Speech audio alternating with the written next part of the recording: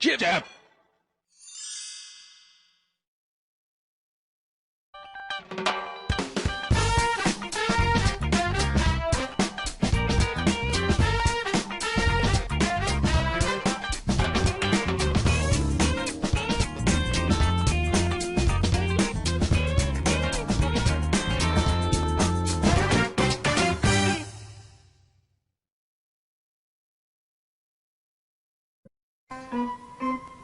Slowly, slowly.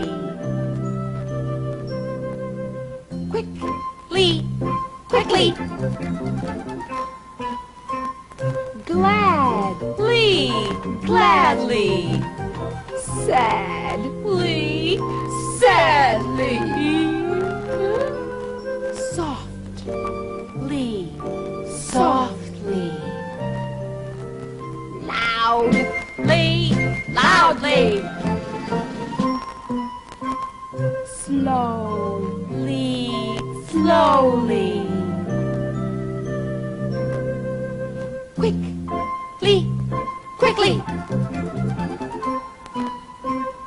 Gladly, gladly.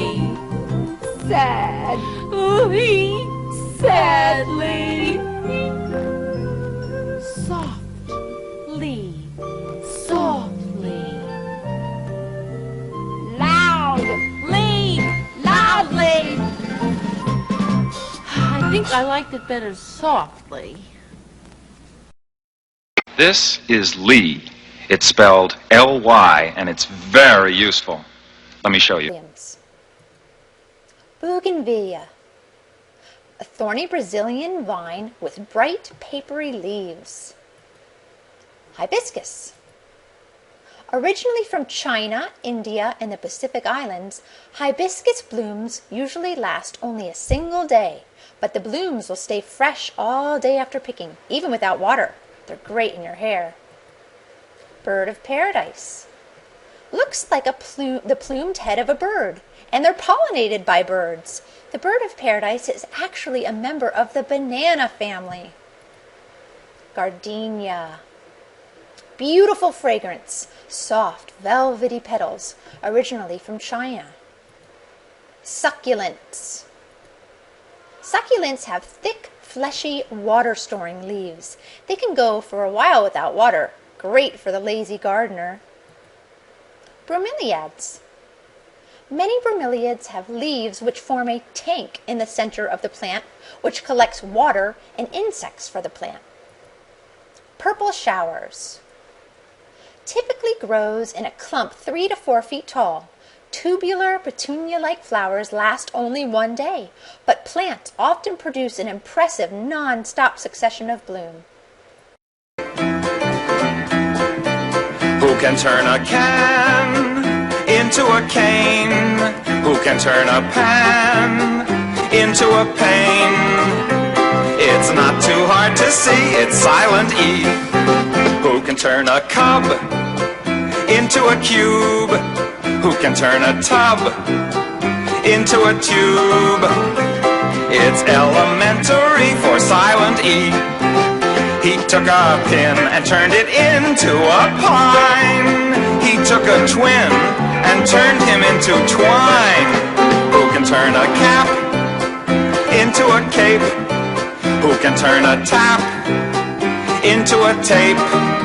A little glob becomes a globe instantly if you just add silent E. He turned a damn alakazam into a dame, but my friend Sam stayed just the same.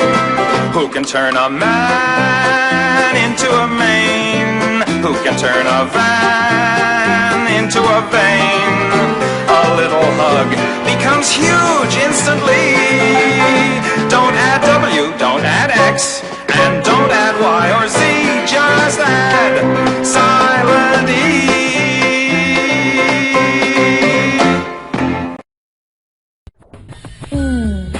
Ot. Not. Ip. Rip.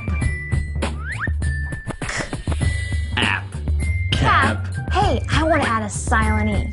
Okay. Ape. Cape.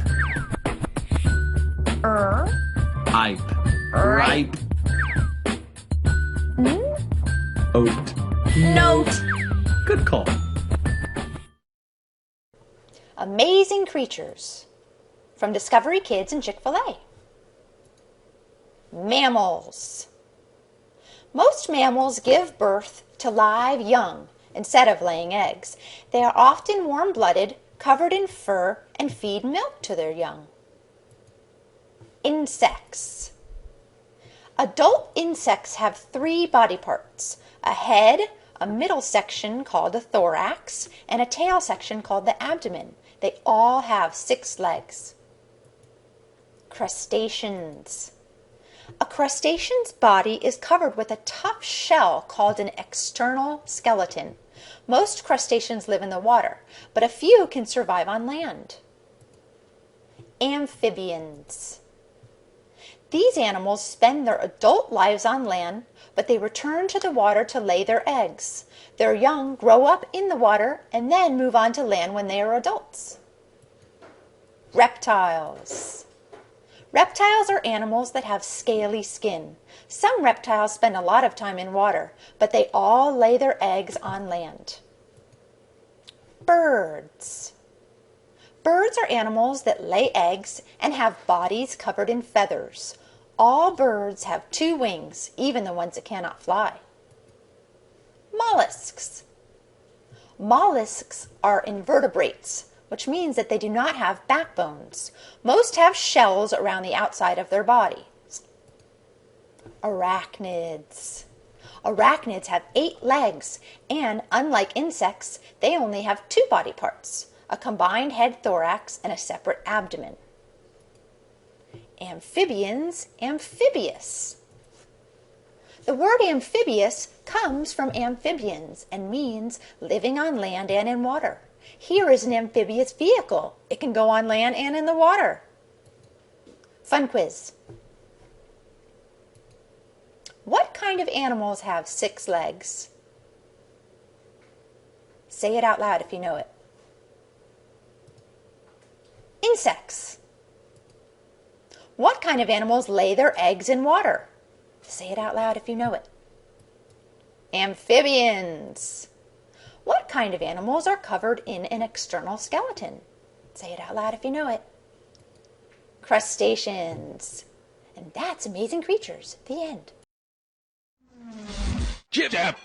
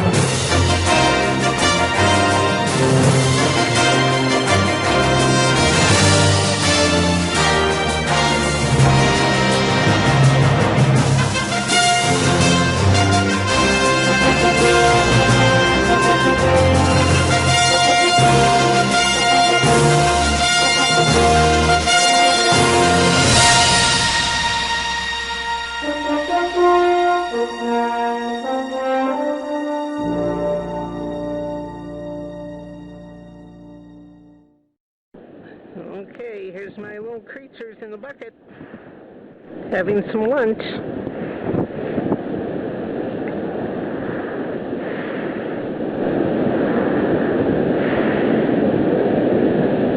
I found them on the beach at St. Augustine, and they also had jellyfish today and razor clams that I found, but these were pretty fascinating.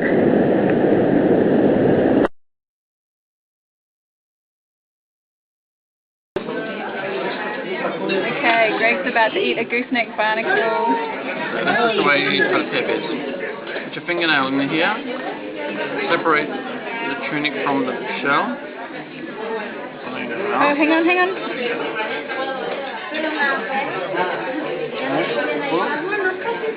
for that. Is it good? Tastes a bit like chippy.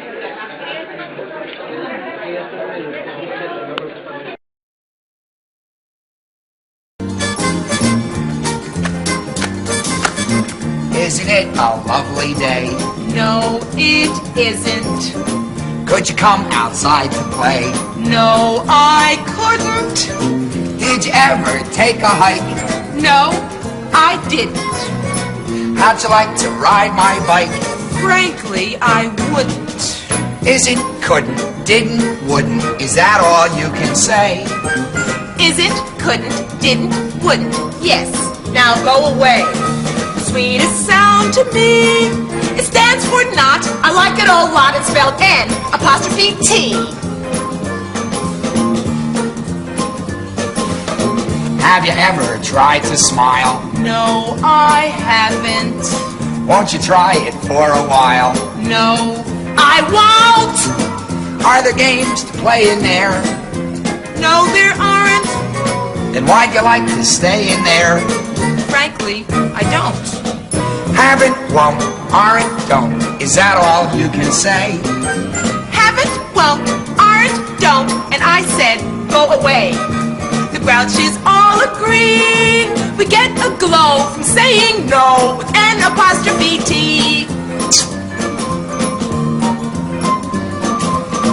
Do you talk to anyone?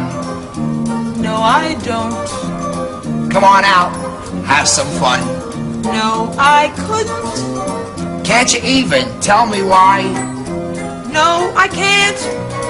Will it kill you just to try? Well, I shouldn't.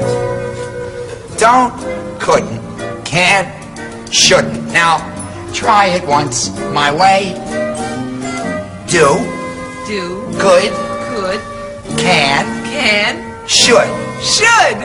Hey, that feels okay. So come along with me and give it a try. Say goodbye to N''T. Bye-bye.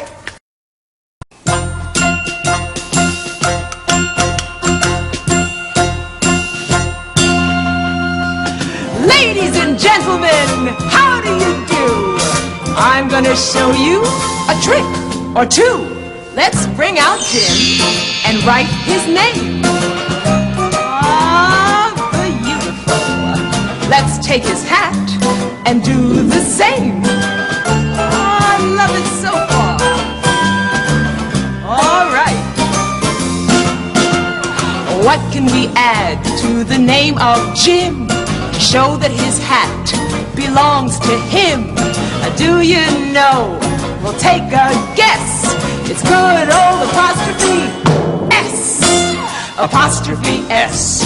Apostrophe S. It shows the things that we possess. Jim's hat. Jim's hat. The hat is Jim's, and that's that. Here comes Mary with a great big pie. Whoops! She dropped it. My, oh my. Write Mary's name quite carefully. Ah, that looks lovely. And then write pie where it should be. So far, so good. Uh-huh. Hang on in. Mary has a pie. So if we were to show that this pie belongs to her, what should we add? Well, nothing less than good old apostrophe S. Apostrophe S. Apostrophe S. It shows the things that we possess. Mary's pie. Mary's pie. Okay, Mary, goodbye. So what should you use when your purpose is to show that a thing is hers or his?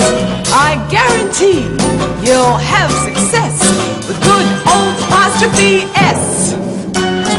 Guarantee you'll have success. Good old apostrophe S. Jib jab.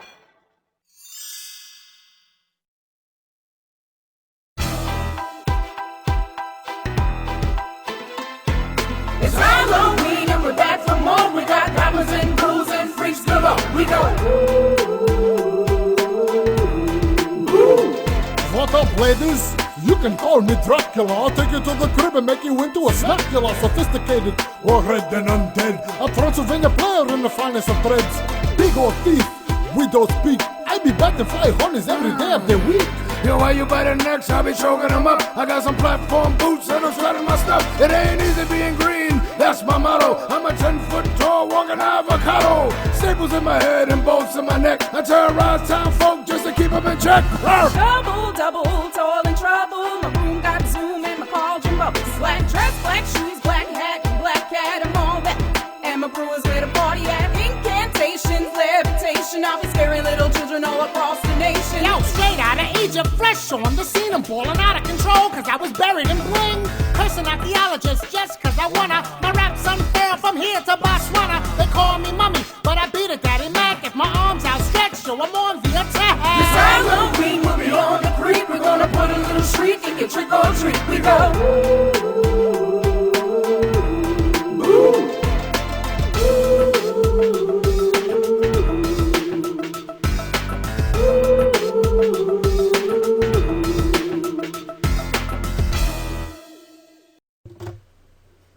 Invention. Invention is a new idea, device, or process. Noble intentions. Alfred Noble invented dynamite and thought it would prevent accidental deaths, but he was upset how people used it to hurt instead of to help. To make up for the pain his invention caused, he created the Nobel Prizes, awards given to people who make outstanding contributions in chemistry, physics, literature, medicine, economics, and, fittingly, peace. Great minds think alike. Sometimes inventions are created by different people at the same time, like the electric light bulb in 1879. On the left, we have the Joseph Swan bulb. On the right, we have the Thomas Edison bulb.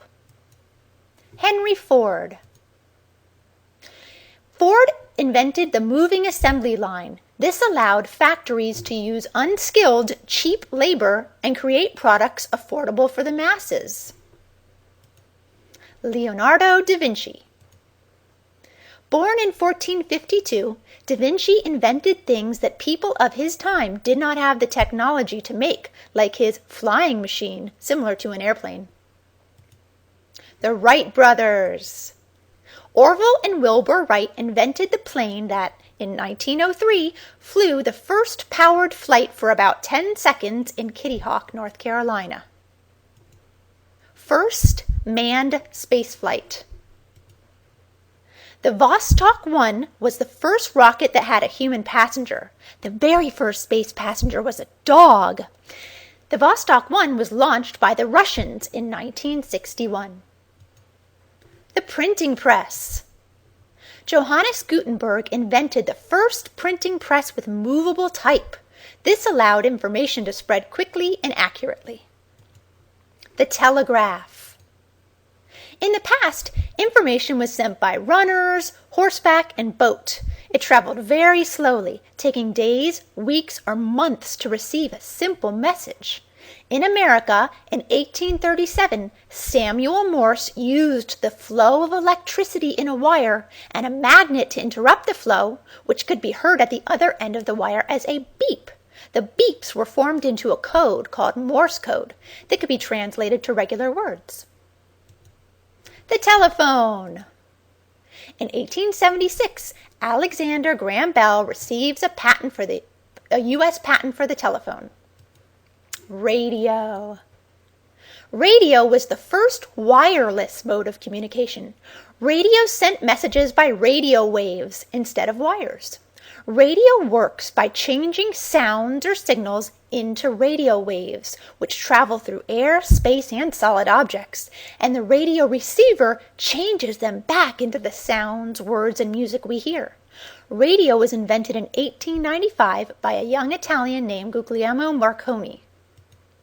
Your turn. Choose one of the inventions above and dig deeper, whether at the library or online. Make your own paper flashcard like the ones you just saw.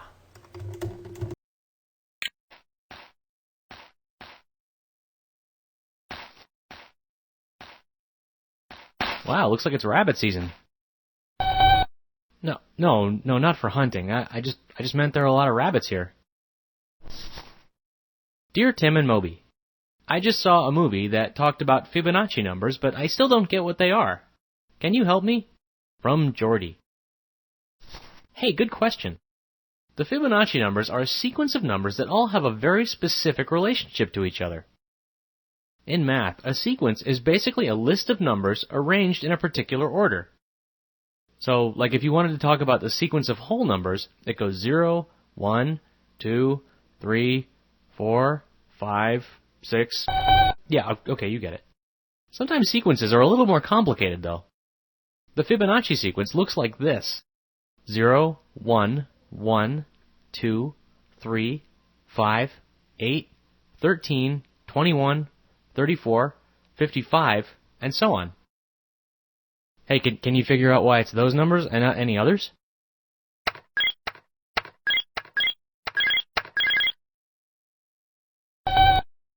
These are all numbers you get by adding the previous two numbers, starting with 0 and 1.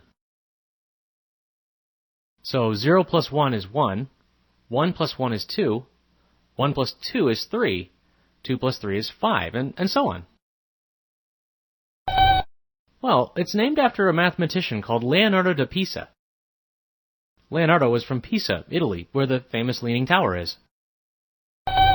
Oh, nope, different guy. You're thinking of Leonardo da Vinci. He was born about 200 years after our Leonardo died.